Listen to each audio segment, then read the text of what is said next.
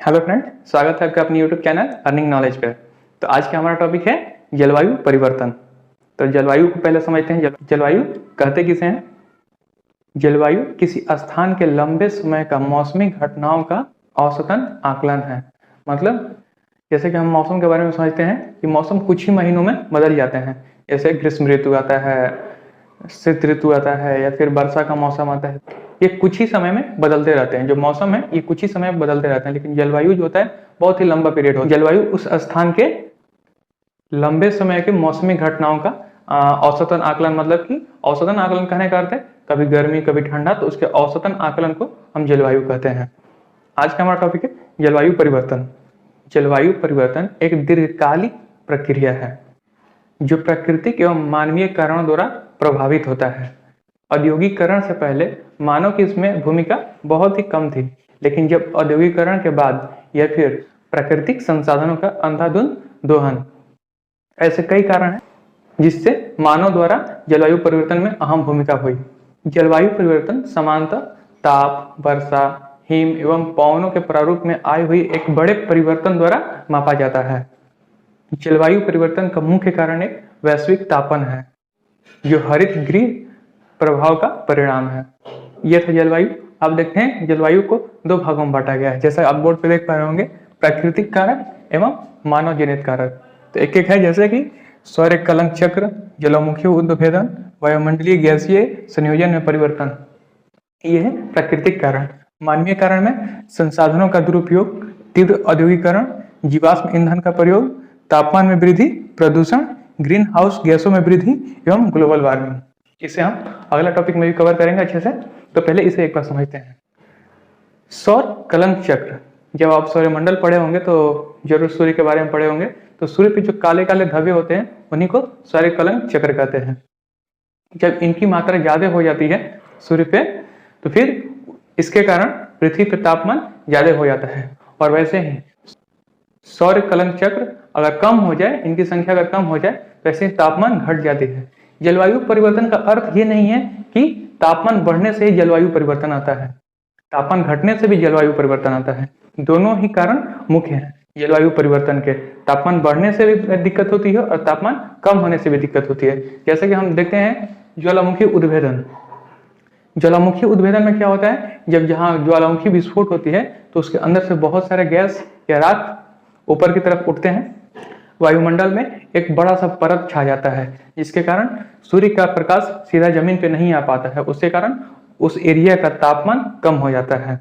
आप सोच रहे होंगे कि ये सच में ऐसा होता है? तो हाँ, फिलीपींस में इसमें एक जगह है जहाँ पिनाटोवा नाम का एक जगह है, जहाँ ज्वालामुखी विस्फोट हुआ था 1991 में। उस ज्वालामुखी विस्फोट के कारण पूरे पृथ्वी का 0.5 डिग्री सेल्सियस कम हो गया था।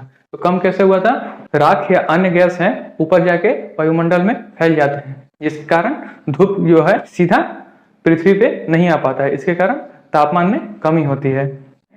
जैसा हमें पता है, तापमान में कमी के कारण भी जलवायु परिवर्तन देखा जाता है। अगला है जैसे वायुमंडलीय गैसीय संयोजन में परिवर्तन। कई बार वायुमंडल में carbon dioxide, nitrous oxide, methane या जल वाष्प ज्यादा होने के कारण तापमान में वृद्धि हो जाती है। ये अगर प्राकृतिक कारण हो तो प्राकृतिक इसे नियंत्रण में भी ले लेता है। अपने कम और ज्यादा होते रहते हैं, प्राकृतिक उसे नियंत्रण कर लेता है। लेकिन अगर मानवीय रूप से, जैसे हम जीवाश्म ईंधन का प्रयोग ज्यादा करते हैं तो उससे निकलने वाले कार्बन डाइऑक्साइड, जब मानवीय रूप से कार्बन डाइऑक्साइड की मात्रा बढ़ती है तो फिर उसे प्राकृतिक कंट्रोल नहीं कर पाती है, तो फिर वो उसके वजह से जलवायु परिवर्तन का चांस ज्यादा हो जाता है। तो ये था हमारा तीनों, सौर कलंक, ज्वालामुखी उद्भेदन और वायुमंडल गैसीय संयोजन में परिवर्तन। जैसे हमने देखा, अलग अलग गैस जो होते हैं प्राकृतिक रूप से अगर बढ़ते हैं तो प्राकृतिक उसे नियंत्रण कर लेता है, लेकिन वही अगर मानवीय रूप से बढ़े तो प्राकृतिक उसे नियंत्रण नहीं कर पाता है। तो ये था कुछ प्राकृतिक कारक। मानव जनित कारक, संसाधनों का दुरुपयोग। दूसरा है तीव्र औद्योगिकरण। औद्योगिकरण जितना ही तेज होगा उससे निकलने वाली गैसों की संख्या उतनी ही ज्यादा होगी, जिससे वैश्विक तापन होने का आशंका बना रहेगा। अगला है जीवाश्म ईंधनों का प्रयोग। जैसे हमने देखा था वायुमंडलीय गैसीय में जीवाश्म ईंधन, जैसे कि पेट्रोलियम हुआ, केरोसिन हुआ, डीजल हुआ, ऐसे ईंधनों का अगर हम प्रयोग ज़्यादा करते हैं तो उससे निकलने वाले CO2 यानी कार्बन डाइऑक्साइड की मात्रा बढ़ेगी, और फिर जब कार्बन डाइऑक्साइड की मात्रा बढ़ेगी तो वो ऊष्मा को बढ़ा देगा, और ऊष्मा बढ़ेगा तो वैश्विक तापमान अपने आप होगा। अगला है तापमान में वृद्धि, जैसा कि इससे ही रिलेटेड है दोनों। जैसे जीवाश्म ईंधन का प्रयोग करेंगे तो तापमान में वृद्धि होगी। अगला है प्रदूषण। तो प्रदूषण को हमने इससे पहले वाले वीडियो में बहुत अच्छे से पढ़ा है, अगर आप समझना चाहते हो तो पिछला वीडियो देखिए, प्रदूषण आपको अच्छे से समझ में आएगा। उसके बाद है ग्रीन हाउस गैसों में वृद्धि, इसको रोकते हैं। ग्लोबल वार्मिंग, इसको भी रोकते हैं, क्योंकि अगला टॉपिक यही है, इसको हम अच्छे से पढ़ते हैं। तो हमारा टॉपिक है हरित गृह प्रभाव। तो पहले से समझते हैं ये है क्या। कई साल पहले यूरोप में, जैसा कि आप जानते होंगे, वहां तापमान काफी नीचे होता है, और तापमान नीचे होने के कारण मतलब वहां ठंडा प्रदेश है। ठंडा प्रदेश होने के कारण वहां खेती करने में काफी कठिनाई आती थी। तो कुछ लोगों ने क्या किया कि एक शीशे का घर बनाया और उसे हरा रंग से रंग दिया। जब भी शीशे का कोई बंद कमरा होता है तो सूर्य का प्रकाश तो आता है, लेकिन तापमान उसी में स्टोर हो जाता है, मतलब रात के समय कुल तापमान वापस नहीं जाता। तो फिर आप पूछेंगे तो हरा रंग का पेंट क्यों हुआ था। तो पौधों को, जैसे कि आप जानते होंगे, सूर्य के प्रकाश में 7 रंग होते हैं, तो पौधों को सबसे ज्यादा लाल रंग के प्रकाश की जरूरत होती है, उसके बाद नीले रंग के प्रकाश की जरूरत होती है, उन्हें नाम मात्र की हरा रंग के प्रकाश की जरूरत होती है। तो जो सूर्य का प्रकाश आता था उसका जो हरा रंग था वहीं टकरा के वापस लौट जाता था, और बाकी सारे जो उसे रंग के तापमान चाहिए थे वो अंदर आसानी से चला जाता था, इसलिए उसे हरा रंग रंगा जाता था। वैसे भी आप कभी कार में बैठे होंगे और कार का अगर कांच चढ़ा देते हैं तो कार का तापमान अंदर अपने आप बढ़ जाएगा, उसमें हरा और पीला पुतने की कोई जरूरत नहीं है। तो ऐसे ही वहां हरा इसलिए रंगा गया था, ताकि हरा रंग इसलिए किया गया था क्योंकि वहां जो खेती हो रही थी वहां हरा रंग की जरूरत नहीं थी, खेती में पादपों की हरा रंग की जरूरत नहीं थी, इसलिए हरा रंग से रंग दिया गया था। तो वहां देखा गया था क्या होता है कि तापमान को स्टोर किया जाता है। वैसे ही हमारे वायुमंडल में जब CO2 की मात्रा बढ़ी, कार्बन डाइऑक्साइड होना बहुत जरूरी है। अगर कार्बन डाइऑक्साइड नहीं होता तो सूर्य का प्रकाश तो आता पृथ्वी पे, और रात में तापमान पूरे के पूरे वापस वायुमंडल से बाहर निकल जाता। कार्बन डाइऑक्साइड ऐसा गैस है जो उसे रोक के रखता है, लेकिन हाँ, अगर कार्बन डाइऑक्साइड की मात्रा ज्यादा हो गई तो ज्यादा ही तापमान रोक के रखेगा, और ज्यादा तापमान रोक के रखेगा इसका अर्थ है कि गर्मी ज्यादा बढ़ जाएगी, नहीं, तापमान ज्यादा बढ़ने से गर्मी ज्यादा बढ़ जाएगी। तो हम समझ चुके होंगे हरित गृह प्रभाव को। अब आगे इसके बारे में देखते हैं। पृथ्वी पर पाई जाने वाली प्रमुख green house gas carbon dioxide, उसके बाद मीथेन, जलवाष्प या फिर क्लोरोफ्लोरोकार्बन, अलग अलग गैस हैं जिन्हें ग्रीन हाउस गैसों में रखा जाता है। तो ये था ग्रीन हाउस गैस। कई बार सवाल आता है कि हरित गृह गैस का संकल्प किसने दिया था, तो जवाब होगा जोसेफ फोरियर। तो एक एक करके हम गैसों के बारे में पढ़ते हैं। पहला, कार्बन डाइऑक्साइड। कार्बन डाइऑक्साइड जो गैस है वो हमारे लिए हानिकारक और लाभदायक दोनों गैस है। हानिकारक कैसे है, तो कार्बन डाइऑक्साइड की मात्रा बढ़ने से तापमान में वृद्धि होगा, और जिससे ग्लोबल वार्मिंग होगी। कार्बन डाइऑक्साइड इसलिए जरूरी है कि अगर कार्बन डाइऑक्साइड की मात्रा ना रहे तो जो सूर्य के प्रकाश से जो हमें ताप मिलते हैं दिन के समय, रात में उतने ही तेजी से वापस चली जाएगी, तो पृथ्वी पे जीवन जीने लायक माहौल नहीं रहेगा।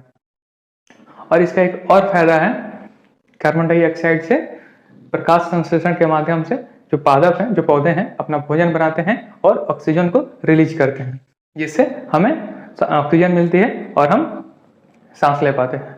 तो कार्बन डाइऑक्साइड हमारे लिए हानिकारक और लाभदायक दोनों है। पिछले कुछ वर्षों में वातावरण में कार्बन डाइऑक्साइड की मात्रा बहुत ही तेजी से बढ़ी है।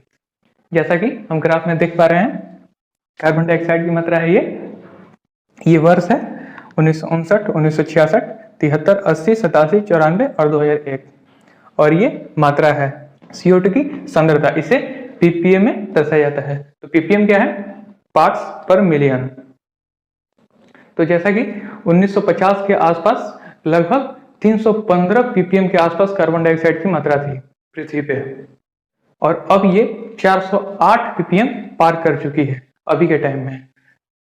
ये विश्व मौसम विज्ञान संगठन के द्वारा बताया गया है। अगर कार्बन डाइऑक्साइड की मात्रा इसी रफ्तार में बढ़ती रही तो 21वीं सदी पूरी होने तक लगभग 650 से 950 ppm तक कार्बन डाइऑक्साइड की मात्रा पहुंच जाएगी, जिससे पृथ्वी पर लगभग 6 डिग्री सेल्सियस की बढ़ोतरी हो जाएगी। मतलब 21वीं सदी खत्म होते होते लगभग हमारा टेम्परेचर और 6 डिग्री सेल्सियस बढ़ जाएगा, अगर इसी प्रकार कार्बन डाइऑक्साइड की मात्रा बढ़ती रही तो। ये था कार्बन डाइऑक्साइड। अब थोड़ा मीथेन पे चर्चा करते हैं।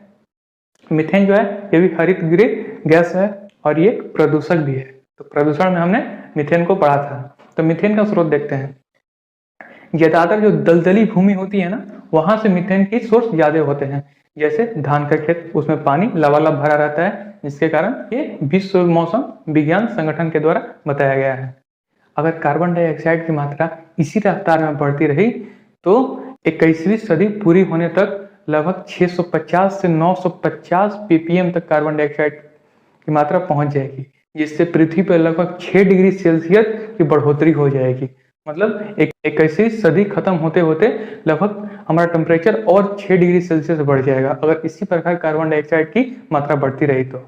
ये था कार्बन डाइऑक्साइड। अब थोड़ा मीथेन पे चर्चा करते हैं।